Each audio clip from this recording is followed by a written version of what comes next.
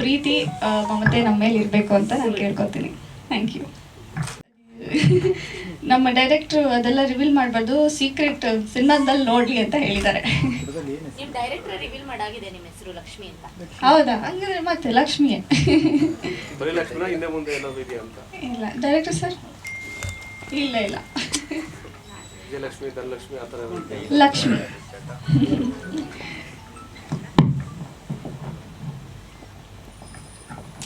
ಇವಾಗ so specially ಇದ್ರ ಸೊಲೆಗೆ so ಇದರಲ್ಲಿ ಒಂದು ನಾನು ಪೊಲೀಸ್ ಇನ್ಸ್ಪೆಕ್ಟರ್ ಆಗಿ, ಸ್ಟೇಷನ್ ಇನ್ಸ್ಪೆಕ್ಟರ್ ಆಗಿ ಒಂದು ಪಾತ್ರ ಮಾಡಿದ್ದೀನಿ. ಸೊ ನಿಮ್ಮೆಲ್ಲರ ಸಪೋರ್ಟ್ ಬೇಕು. ಸೊ ಯಾವುದೋ ಇಂಡಸ್ಟ್ರಿಯಲ್ಲಿ ಕನ್ನಡ ಮೂವಿ ಸಕ್ಸಸ್ ಆಗಬೇಕಂದ್ರೆ it's all about media part.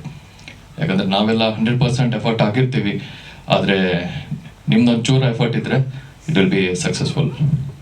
Thank you. ಈಗ ನೀವೆಲ್ಲ ಫಸ್ಟ್ ಪ್ರೆಸ್ ಮೀಟ್ ಅಲ್ವಾ, ನಿಮ್ಮ ಪಾತ್ರದ ಹೆಸರು ಹೇಳ್ಬಿಡಿ. ಅದೇ ಅಗೇನ್ ಲವ್ ಸರ್ ಏನು ರಿವೀಲ್ ಮಾಡೋಕೆ ಹೋಗ್ಬಿಡಿ. ಮತ್ತೆ ಏನು ಅಂತ ಬರೀರಿ ಸರ್, ಏನು ಹೇಳಲೇ ಇಲ್ಲ ಅಂತ. ಓಕೆ, ನಾನು ಇನ್ಸ್ಪೆಕ್ಟರ್ ಆನಂದ್ ಅಂತ ಹೇಳಿ. ಯಾವ ಕ್ರೈಮ್ ಬ್ರಾಂಚಲ್ಲಿ ಇರ್ತೀರಾ? ಕ್ರೈಮ್ ಬ್ರಾಂಚಸ್ ಪಾಳ್ಯ ಅಂತಿದೆ ಅಷ್ಟೇ.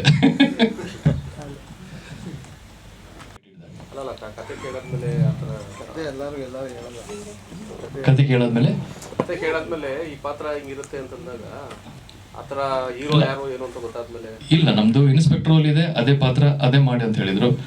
So I done my job. All the best. ಒಂದು ಪಾತ್ರ ಮಾಡಿದ್ದೀನಿ. ಈಗ ತಾನೇ ಸಾಂಗ್ ನೋಡಿದೆ, ತುಂಬ ಚೆನ್ನಾಗಿದೆ. ಒಂದು ಎಮೋಷ್ನಲ್, ತುಂಬ ಕನೆಕ್ಟ್ ಆಗೋಂಥ ಸಾಂಗು. ತನುಷ್ ಅವರು ತುಂಬ ಚೆನ್ನಾಗಿ ಬಂದಿದೆ, ಸ್ಕ್ರೀನ್ ಪ್ರೆಸೆನ್ಸ್ ತುಂಬ ಇಷ್ಟ ಆಯಿತು. ನಮ್ಮ ಸಿನಿಮಾ ಆದಷ್ಟು ಬೇಗ ರಿಲೀಸ್ ಮಾಡ್ತೀವಿ. ನಿಮ್ಮ ಪ್ರೀತಿ ನಮ್ಮ ಮೇಲೆ ಸದಾ ಇರಲಿ. Thank you. ಯಾವ ಬಿಸ್ನೆಸ್ ಮಾಡ್ತಾ ಇರ್ತೀರಾ? ನನ್ನೊಂದು ಹೋಟ್ಲ್ ಓನರು. ಹೋಟ್ಲ್ ಹೆಸರು ಗೊತ್ತಿಲ್ಲ ಸರ್. ಹೋಟ್ಲ್ ಹೆಸರು ಅಂದರೆ ಹೋಟ್ಲ್ ಓನರ್ ಕ್ಯಾರೆಕ್ಟರ್ ಏನಿದೆ ಅದು ಮಾಡಿದ್ದೀನಿ.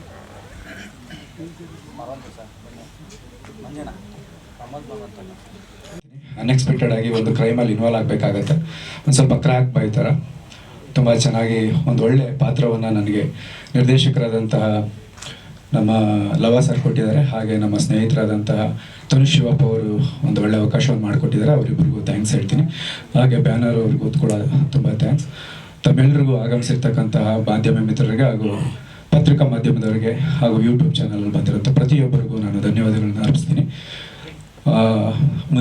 ಟೀಸರಲ್ಲಿ ನೋಡಿದಂಗೆ ಒಂದು ಒಳ್ಳೆ ಟೀಸರ್ ಬಂದಿತ್ತು. ಈಗ ಒಂದು ಒಳ್ಳೆ ಹಾಡು ಕೂಡ ಬಂದಿದೆ, ತುಂಬ ಚೆನ್ನಾಗಿದೆ, ಕೇಳೋದಕ್ಕೆ ಇಂಪಾಗಿದೆ. ಹೀಗೆ ಒಂದು ಒಳ್ಳೆ ಟೀಮು, ಒಂದು ಒಳ್ಳೆ ಪ್ರೊಡಕ್ಷನ್ ಆಗಿರೋದ್ರಿಂದ ನಮಗೂ ಕಲಾವಿದರಾದ ನಮ್ಮೆಲ್ರಿಗೂ ಒಂದು ಹೊಸ ಬೆಳಕು ಸಿಗಲಿ ಅಂತ ಕೇಳ್ಕೊತಾ ಇದ್ದೀನಿ. ಎಲ್ರಿಗೂ ನಮಸ್ಕಾರ. ಒಂದಿಷ್ಟು ಅವಕಾಶಗಳಿಗೆ ಹುಡುಕಾಡ್ತಾ ಇದ್ದೆ. ಸೊ ಲವರ್ ಸರು ಈ ಸಿನಿಮಾದಲ್ಲಿ ಒಂದು ಸಣ್ಣ ಪಾತ್ರವನ್ನು ಕೊಟ್ಟಿದ್ದಾರೆ. ಅವರಿಗೂ ಮತ್ತು ತನುಷ್ ಶಿವಣ್ಣ ಅವರಿಗೂ ಥ್ಯಾಂಕ್ಸನ್ನು ಹೇಳಲಿಕ್ಕೆ ಇಷ್ಟಪಡ್ತೀನಿ. ಒಂದು ಪುಟ್ಟ ಪಾತ್ರ, ಒಂದು ಆಳಿನ ಪಾತ್ರ. Thank you. I was very happy to do that. But ಕತೆ ಬಗ್ಗೆ, ಸಿನಿಮಾ ಬಗ್ಗೆ ನಂಗೆ ಏನೂ ಗೊತ್ತಿಲ್ಲ. ನನ್ನ ಪಾರ್ಟ್ ಏನಿದೆ ನಾನು ಆ್ಯಕ್ಟ್ ಮಾಡಿದ್ದೀನಿ. ಒಂದು 10 days ಶೂಟ್ ಮಾಡಿದ್ದೀನಿ, ಡಬ್ಬಿಂಗಲ್ಲಿ ನೋಡಿದ್ದೀನಿ. ಅದು ಬಿಟ್ಟರೆ ಇವತ್ತೇ ಬಂದು ಸಾಂಗ್ ನೋಡಿದೆ. ಸಾಂಗ್ ತುಂಬ ಇಷ್ಟ ಆಯಿತು, ನಿಮಗೂ ಇಷ್ಟ ಆಗಿದೆ ಅಂದ್ಕೊಂಡಿದ್ದೀನಿ. ಹಿಂಗೆ ಸಪೋರ್ಟ್ ಮಾಡಿ. Thank you. ಮಾಧ್ಯಮ ಮಿತ್ರರಿಗೆಲ್ಲರಿಗೂ ನಮಸ್ಕಾರ. ನನ್ನ ಹೆಸರು ಸುಜನಿತ್ ಶೆಟ್ಟಿ ಅಂತ. ನಾನು ಈ ಸಿನಿಮಾಲಿ ಒಂದು ನೆಗೆಟಿವ್ ಸಪೋರ್ಟಿಂಗ್ ಕ್ಯಾರೆಕ್ಟರ್ ಮಾಡಿದ್ದೀನಿ. ಈಗ ತಾನೇ ಸಾಂಗ್ ರಿಲೀಸ್ ಮಾಡಿದ್ರು. ನಿಮಗೆಲ್ಲರಿಗೂ ಇಷ್ಟ ಆಯಿತು ಅಂತ ಅಂದ್ಕೊತೀನಿ. ನಿಮ್ಮೆಲ್ಲರೂ ಕೋಆಪ್ರೇಷನ್ ಇದ್ದರೆ ನಮ್ಮ ಸಿನಿಮಾ ತುಂಬ ಹೆಲ್ಪ್ ಆಗುತ್ತೆ. Thank you. Negative shade character ಮಾಡಿದ್ವಿ. Yes, thank you. DOP Sharath sir. Cinema ನೋಡಿ ಇಷ್ಟು ಹೇಳಲು ಅವಕಾಶ ಮಾಡಿಕೊಟ್ಟು ನಿಮ್ಮೆಲ್ಲರಿಗೂ ವಂದಿಸುತ್ತಾ ಪುಟ್ಟ ಭಾಷಣ ಮುಗಿಸ್ತಿದ್ದೀನಿ. ಜೈ ಹಿಂದ್, ಜೈ ಕರ್ನಾಟಕ. ಸಿನಿಮಾನು ತುಂಬ ಚೆನ್ನಾಗಿ ಬಂದಿದೆ. ನೀವೆಲ್ಲರೂ ಇದೇ ರೀತಿ ಸಪೋರ್ಟ್ ಮಾಡ್ತಾ ಇರಬೇಕು, ಹಾರೈಸ್ತಾ ಇರಬೇಕು. ಆಶೀರ್ವಾದ, ನಿಮ್ಮ ಆಶೀರ್ವಾದ, ಎಲ್ಲರ ಆಶೀರ್ವಾದನೂ ನಮ್ಮ ಮೇಲೆ ಇರಬೇಕು, ನಮ್ಮ ಸಿನಿಮಾ ಚಿತ್ರತಂಡದ ಮೇಲೆ ಇರಬೇಕು ಅಷ್ಟೇ. Thank you. ಲವ ಸರ್. ನಮಸ್ಕಾರ ಎಲ್ಲರಿಗೂ. ಲವ ನಿರ್ದೇಶಕ ಮಾತನಾಡೋದು. ಇವತ್ತು ಲಿರಿಕಲ್ ವಿಡಿಯೋ ರಿಲೀಸ್ ಮಾಡಿದ್ದೇವೆ. ಪ್ರಮೋದ್ ಮರವಂತೆ ಬರೆದಿದ್ದಾರೆ ಸಾಹಿತ್ಯ, ಮತ್ತು ನವೀನ್ ಸಜ್ಜು ಅವರು ಸಾಂಗ್ಸ್ ಆಡಿದ್ದಾರೆ. ಅದ್ಭುತವಾಗಿ ಬಂದಿದೆ.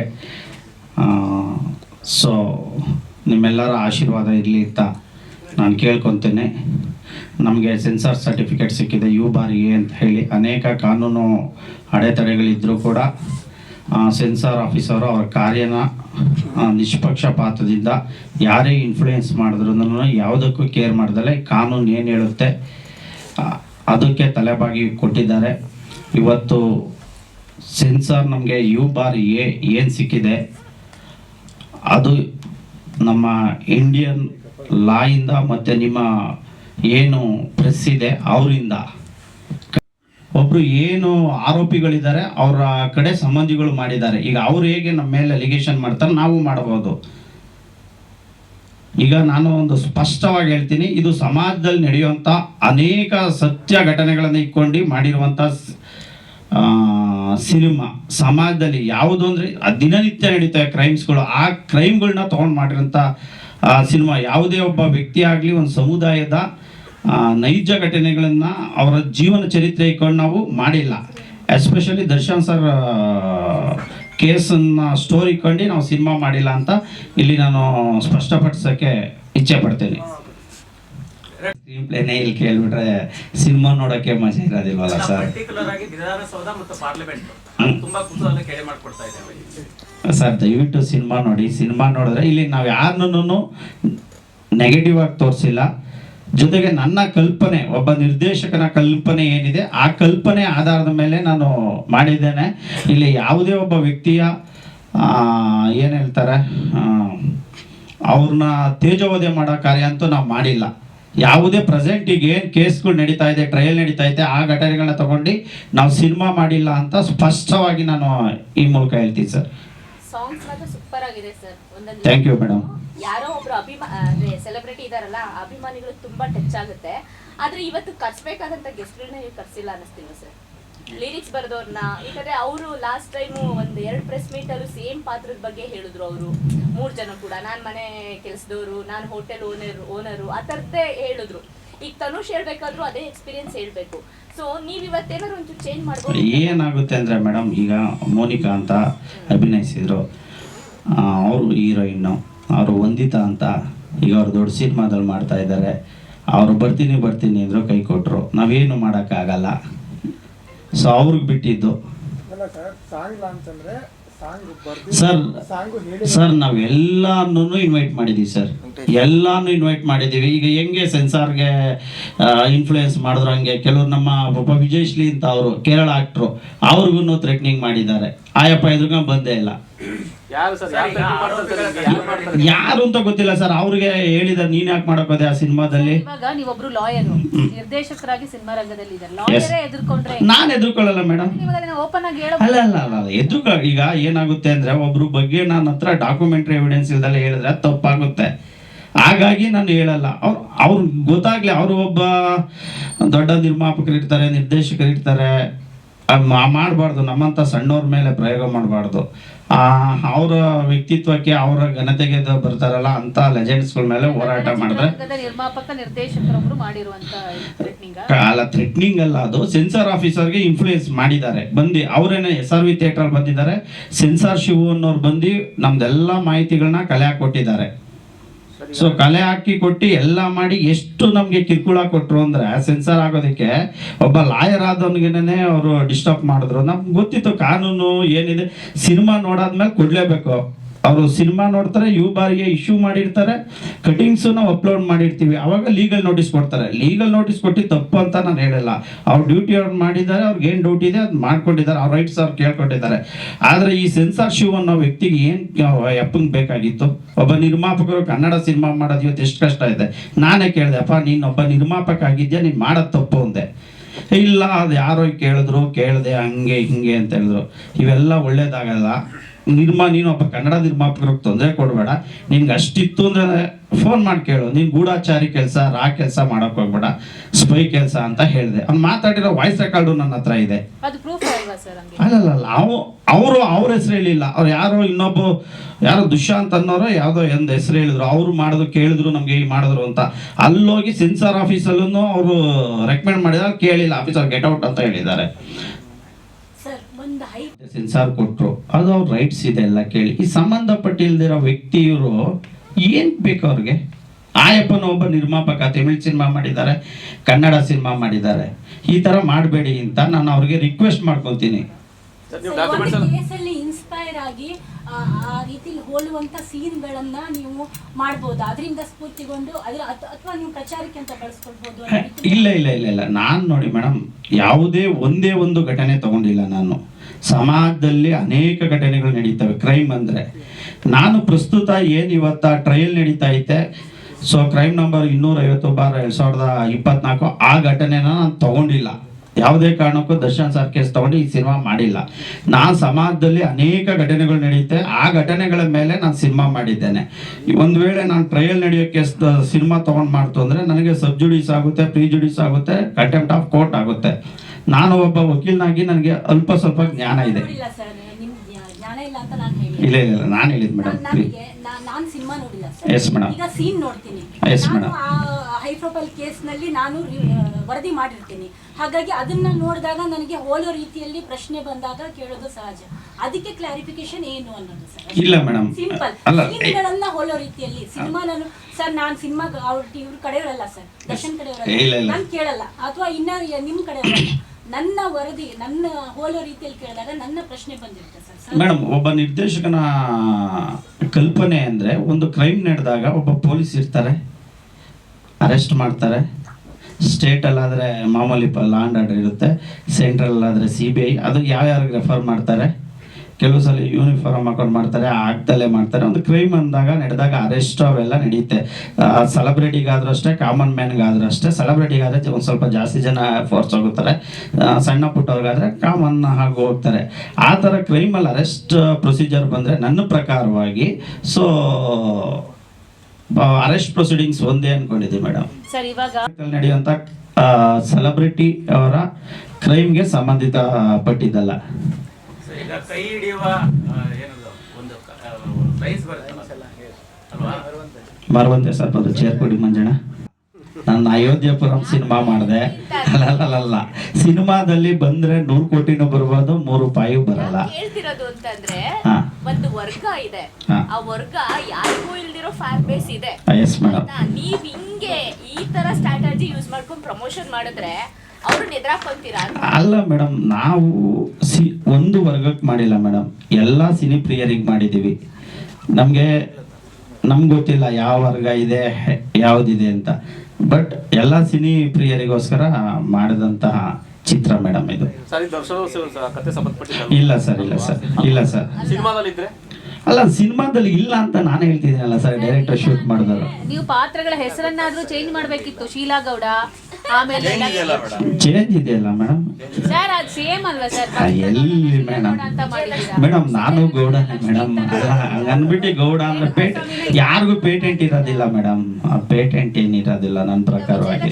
ಲಕ್ಷ್ಮಿ ಎಲ್ಲ ಆಫ್ ಆಫ್ ಹೆಸರಿಟ್ಟಿದ್ದೀರಾ ಸರ್ ಎಲ್ರಿಗೂ? ಮೇಡಮ್, ಕಾಕತಾಳೀಯವಾಗಿ ಹೊಂದಾಣಿಕೆ ಆಗುತ್ತೆ. ಅದು ನಿಮಗೆ ಇನ್ಸಿಡೆಂಟ್ ಗೊತ್ತಿದೆ, ಕಾಕತಾಳಿ ಹೆಂಗಾಗುತ್ತೆ ಸರ್? ಅಲ್ಲ, ಕಾಂಟ್ರವರ್ಸಿ ಅನ್ನೋದು ಗೊತ್ತಿದೆ. ಇನ್ಸ್ಪೈರ್ ಆಗಿ ಕಥೆಗಳನ್ನ ಮಾಡೋದು ಬೇರೆ, ಯಥಾವತ್ತಾಗಿ ಇಡೋದು ಬೇರೆ. ನೀವ್ ಹೆಂಗೆ ಅದು?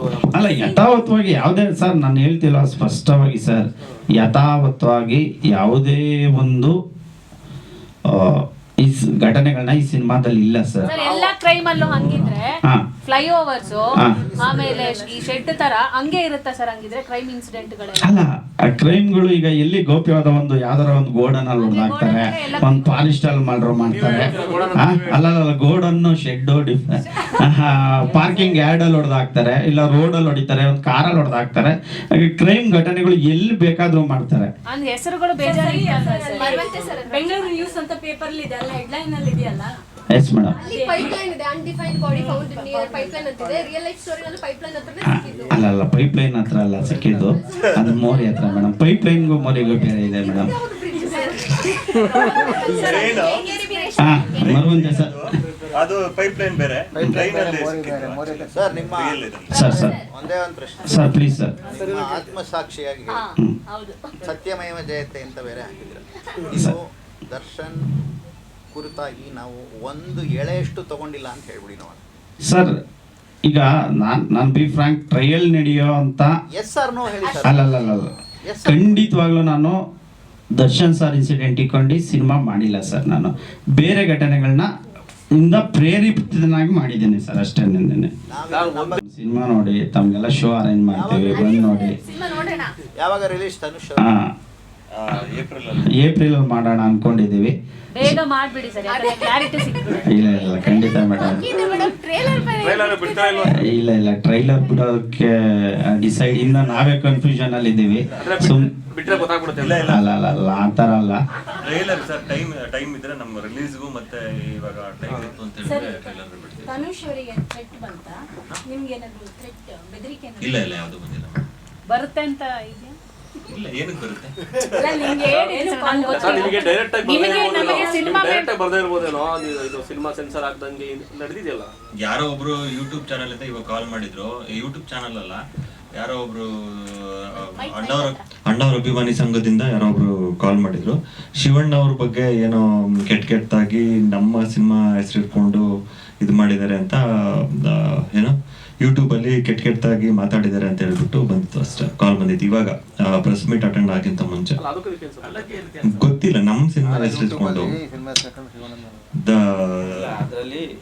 ಶಿವಣ್ಣ ಅವ್ರು ಆಕ್ಟ್ ಮಾಡಿದ್ದಾರೆ ಬಾಸ್ ಸಿನಿಮಾದಲ್ಲಿ ಅಂತ ಏನೋ ನಾವು ತನು ಶಿವಣ್ಣ ಅಂತ ಇದೆಯಲ್ಲ, ಆತರ ಕನ್ಫ್ಯೂಸ್ ಆಗ್ಬಿಟ್ಟಿದ್ದಾರೆ ಅಷ್ಟೇ.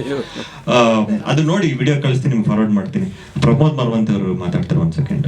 ಸೊ ಬಾಸ್ ಸಿನಿಮಾಗೆ ನಾನು ಅದನ್ನೇ ಹೇಳ್ಬಿಡ್ತೀನಿ, ನನಗೆ ಹಾಡು ಬರಿಬೇಕಾದ್ರೆ ಏನು ಬ್ರೀಫ್ ಇತ್ತು ಅಂತ. ಪ್ರತಿಯೊಬ್ಬ ಯಾರೇ ಆಗಲಿ, ನೀವಾಗಲಿ ನಾವೇ ಆಗಲಿ, ಯಾರೋ ಒಬ್ಬ ಒಂದು ಒಳ್ಳೆ ದಾರಿಯಲ್ಲಿ ನಡ್ಕೊಂಡು ಬಂದವನು, 4 ಜನಕ್ಕೆ ಸಹಾಯ ಮಾಡ್ಕೊಂಡು ಬಂದವನು, ಅವನಿಗೇನೋ ಒಂದು ನೋವು ಆದಾಗ ಅವನ ಮನಸ್ಸಲ್ಲಿ ಆಗುವಂಥ ಒಂದಿಷ್ಟು ತುಮುಲಗಳಾಗಿರ್ಬೋದು, ಅವನು ಅನುಭವಿಸುವಂಥ ಒಂದಿಷ್ಟು ಪರದಾಟಗಳಾಗಿರ್ಬೋದು, ಇದು ಹಾಡಲಿರಬೇಕು ಅಂತ ನನಗೆ ಹೇಳಿದ್ದು. ಸೊ ಬಹುಶಃ ನೀವು ಪ್ರತಿಯೊಂದು ಸಾಲು ಇದು ಮಾಡಿದ್ರು ಕೂಡ ಯಾರಿಗೇ ಆಗಲಿ, ಯಾರಿಗೆ ಒಂದು ನೋವಾದರೆ, ಅವನ ಜೀವನದಲ್ಲಿ ಯಾವುದೋ ಒಂದು ಘಟನೆ ಆಗಿ ಅವನು ಡೌನ್ಫಾಲ್ ಆದಾಗ ಅವನಿಗೆ ಕನೆಕ್ಟ್ ಆಗ್ಬೇಕು ಹಾಡು ಅನ್ನೋದು ಇದಿದ್ದು. ಸೊ ಅಷ್ಟು ಬ್ರೀಫ್ ಮಾತ್ರ ನನಗೆ ಕೊಟ್ಟಿದ್ದು. ಹಾಗಾಗಿ ಅದನ್ನ ಇಟ್ಕೊಂಡು ನಾನು ಬರ್ದಿರೋದು. ಸೊ ನೀವು ಪ್ರತಿಯೊಂದು ಸಾಲುಗಳಲ್ಲೂ ಕೂಡ ಅದು ನಿಮಗೆ ಅನ್ಸುತ್ತೆ. ಈಗ ಸಿನಿಮಾದ ಟೀಸರ್ ರಿಲೀಸ್ ಆಗಿದೆ, ಈಗ ನಿಮಗೇನು ಅನಿಸ್ತು ನೋಡಿದಾಗ? ಕನೆಕ್ಟ್ ಆಗುತ್ತೆ ಅನಿಸ್ತು. ಹೆಂಗ್ ಕನೆಕ್ಟ್ ಆಗುತ್ತೆ ಅಂತ ನಿಮ್ಗೆ ಅನ್ಸುತ್ತೆ? ಇಲ್ಲ, ನಾನು ಟು ಬಿ ಫ್ರ್ಯಾಂಕ್ ತುಂಬಾ ದಿನ ಆಯ್ತು ಟೀಸರ್ ನೋಡಿ. ಸೊ ಈಗ ಬಂದಿದ್ದು ಸಾರಿ ಲೇಟ್ ಆಗೋಯ್ತು. ಅಲ್ಲ ನೋಡಿದ್ದೀನಿ ನಾನು, ಬಟ್ ತುಂಬಾ ದಿನ ಆಯ್ತು ನೋಡಿ. ನಿಮ್ಗೆ ಇನ್ನೊಂದ್ಸಲ ಅನಿಸ್ಬೇಕು ಅಂತ ತೋರಿಸ್ತೀವಿ ಈಗ. ನಿಮ್ಗೆ ಏನು ಅನ್ಸುತ್ತೆ ಇವಾಗ ಹೇಳ್ಬಿಡಿ. ಇಲ್ಲ, ನಾನು ತುಂಬಾ ದಿನ ಆಯ್ತು ನೋಡಿ. ಅಲ್ಲ ನಿಮಗೆ ಏನು ಅನಿಸ್ತು ಅಥವಾ ನೋಡಿದಾಗ ಏನು ಚೆನ್ನಾಗಿದೆ ಅನಿಸ್ತು ಟೀಸರ್. ಸರ್ ಸೀರಿಯಸ್ ಆಗಿ ಕೇಳಬೇಕಾದ್ರೆ ತುಂಬಾ ಪಾಪದ ಫೀಲ್ ಆಯ್ತು. ಪಾಪ ಅಲ್ಲ, ಅವ್ರು ಹೋಗಿ ಅಲ್ಲಿ ಕುತ್ಕೊಂಡ್ಬಿಟ್ಟಿದಾರಲ್ಲ, ಅವ್ರ ಬಗ್ಗೆ ಹಂಗೆಲ್ಲ ಇದೆಯಲ್ಲ ಅಂತ. ಸೊ ನಿಮಗೂ ಹಂಗೆ ಅದು ಲಿರಿಕ್ಸ್ ಚೆನ್ನಾಗಿ ಬರ್ದಿದ್ದೀರಾ ಅಂತ ಹೇಳ್ತಿದ್ರೆ. ಅಲ್ಲ, ಅದು ಇಂಟೆನ್ಷನ್ ಇದ್ದಿದೆ ಅದು. ಈಗ ಯಾರಿಗೇ ಆಗಲಿ, ನನಗೆ ಆಗಲಿ, ನಿಮಗೆ ಯಾರಿಗೇ ಆಗಲಿ ಒಂದು ನೋವು ಆದಾಗ ಅವರಿಗೆ ಅದು ಹಾಡು ಕೇಳಿದ್ರೆ ಕನೆಕ್ಟ್ ಆಗಬೇಕು ಅಂತ. ತುಂಬಾ ಚೆನ್ನಾಗಿ ಅದ್ರ ಬಗ್ಗೆ ಮಾತಿಲ್ಲ. ಈಗ ನಾವು ನೇರವಾಗಿ ಕೇಳಬೇಕು ಅಂದ್ರೆ ಈ ಸಾಂಗು ದರ್ಶನ್ ಅವ್ರಿಗೆ ಜೈಲ್ಗೆ ಹೋದ್ಮೇಲೆ ಬರ್ದಿರುವಂತ ಸಾಂಗ್ ಅಂತ ನಮ್ದು ವಾದ. ನೀವೇನ್ ಅಂತೀರ ಅದಕ್ಕೆ? ಇಲ್ಲ ಸರ್, ನಾನು ಖಂಡಿತವಾಗ್ಲೂ ಇದೇನು ತಲೆ ಟೀಸರ್ ನೋಡಿದಾಗ್ಲೂ ನಿಮಗೆ ಹಂಗ ಅನ್ಸಿಲ್ಲ? ನಾನು ಹೇಳಿದ್ನಲ್ಲ, ಟೀಸರ್ ನೋಡಿ ತುಂಬಾ ದಿನ ಆಯ್ತು. ಅಲ್ಲ ತುಂಬಾ ದಿವಸದ ಹಿಂದೆ ನೋಡ್ಬೇಕಾದ್ರೂ ನಿಮಗೆ ಅನ್ಸಿಲ್ಲ? ಇಲ್ಲ, ಒಂದ್ ಸ್ವಲ್ಪ ಕೆಲವೊಂದು ಈಗ ಥ್ರಿಲ್ಲರ್, ಏನೋ ಒಂದು ಕ್ರೈಮ್ ಅಂದಾಗ ಒಂದಿಷ್ಟು ಕನೆಕ್ಟ್ ಆಗುತ್ತಲ್ಲ, ಆ ತರ ಒಂದ್ ಸ್ವಲ್ಪ ಕನೆಕ್ಟ್ ಆಯ್ತು ಅನ್ಸಿದೆ ಮೇಡಮ್. ಈ ಸಾಂಗ್ ಆದ್ಮೇಲೆಲ್ಲ ಈ ಏನು ರೆಡಿ ಮಾಡಿದ್ರಲ್ಲ ಲಿರಿಕ್ಸ್ ಫೋಟೋಸ್ ಎಲ್ಲ, ಅವಾಗ ನೋಡಿದ್ವಾ ನೀವು? ನೋಡಿದೀನಿ, ಅದೇ ನಾನು ಹೇಳಿದ್ರು ಅನ್ಸಿದೆ. ಬಟ್ ಅವ್ರು ಡೈರೆಕ್ಟ್ ಕ್ಲಾರಿಟಿ ಕೊಡ್ತಾ ಇರಲ್ಲ, ಅದಕ್ಕೂ ಸಂಬಂಧ ಇಲ್ಲ. ಯಾಕಂದ್ರೆ ನಾನು ಸಿನಿಮಾ ನೋಡಿಲ್ಲ, ಹಂಗಾಗಿ ನಾನು ಅದನ್ನ ಹೇಳ್ತೇನೆ. ಪ್ರಮೋದ್ ಅವರೇ, ಜರ್ನಲಿಸ್ಟ್ ಗಳಿಗೆ ಮಾತ್ರ ಆತರ ಫೀಲ್ ಆಗ್ತಿದೆ ಅಂತ ಅನ್ಕೊಂಡ್ವಿ, ನಿಮಗೂ ಆಗಿದ್ಯೋ ಇಲ್ಲ ಅಂತ ಗೊತ್ತಿರ್ಲಿಲ್ಲ, ಅದಕ್ಕೆ ಕೇಳಿ. ಅಲ್ಲ, ಅದಕ್ಕೆ ನಾನು ಸಿನಿಮಾ ನೋಡಿಲ್ಲ, ಹಂಗಾಗಿ ನಾನು ಹೇಳೋದು ತಪ್ಪಾಗುತ್ತೆ. ಸೊ ನನಗೆ ಹೇಳಿದ್ದಷ್ಟೇ. ನಾನು 2 ಹಾಡು ಬರ್ದಿದ್ದೀನಿ, ಅದರಲ್ಲಿ ಇದು ಮೇಜರ್ ಸಿಚುವೇಶನಲ್ ಹಾಡು. ಇದರಲ್ಲಿ ನಾನು ಬ್ರೀಫ್ ಕೊಟ್ಟಿದ್ದು ಇಷ್ಟೇ. ಅವರು ಪ್ರಶಾಂತ್ ಇನ್ನೊಂದಿದೆ.